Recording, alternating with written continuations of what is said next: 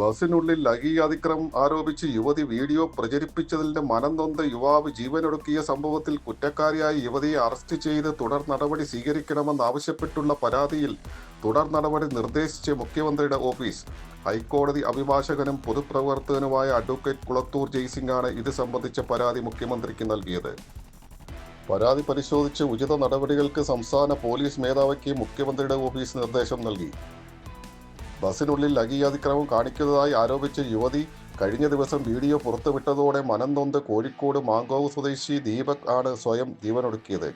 ദീപകിന്റെ മരണത്തിന് കാരണക്കാരിയായ യുവതിയെ കണ്ടെത്തി ഇതുവരെ അറസ്റ്റ് ചെയ്തിട്ടില്ലെന്ന് അഡ്വക്കേറ്റ് കുളത്തൂർ ജയ്സിംഗ് പരാതിയിൽ ചൂണ്ടിക്കാട്ടി. ദീപക് എന്ന നിരപരാധിയുടെ മരണം ഒരു വേദനയായി നിൽക്കുമ്പോൾ ആ കുടുംബത്തിന് താങ്ങായി നീതിക്ക് വേണ്ടി പോരാടുമെന്ന് ഉറപ്പു നൽകി അഡ്വക്കേറ്റ് ഫൗസി ഹബീബ് രംഗത്ത്.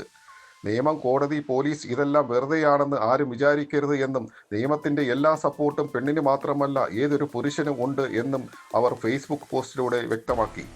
പണമുണ്ടാക്കാൻ ഇതിനേക്കാൾ നല്ല വഴി വേറെയുണ്ട്. ഏതൊരു മനുഷ്യനും അഭിമാനം എന്നുണ്ട്. ഒരു പെൺകുട്ടിയുടെ വൈറൽ വീഡിയോ മോഹത്തിന് ബലിയാടായത് ഒരു കുടുംബത്തിന്റെ മുഴുവൻ പ്രതീക്ഷകളാണ്. അഭിമാനം തകർന്നുപോയ ഒരു മനുഷ്യൻ ഇന്നലെ രാത്രി ജീവനൊടുക്കിയപ്പോൾ നമ്മൾ തോറ്റത് സോഷ്യൽ മീഡിയയുടെ ക്രൂരതയ്ക്ക് മുന്നിലാണ്. എന്നാൽ ഇനി ഇങ്ങനെ വിട്ടുകൊടുക്കാൻ പറ്റില്ല. സോഷ്യൽ മീഡിയയിൽ ആളുകളെ പറ്റിക്കാൻ എളുപ്പമാണ്, എന്നാൽ കോടതിയിൽ തെളിവുകളാണ് സംസാരിക്കുക. ദീപകിന്റെ കണ്ണീരിന് അവിടെ കണക്ക് പറയേണ്ടി വരും. ആ കുടുംബത്തിന് നീതി ഉറപ്പാക്കാൻ ഏതറ്റം വരെയും പോകുമെന്ന് ഉറക്കെ പ്രഖ്യാപിച്ച ഈ അഭിഭാഷകയ്ക്ക് നമുക്ക് എല്ലാവിധ പിന്തുണയും നൽകാം.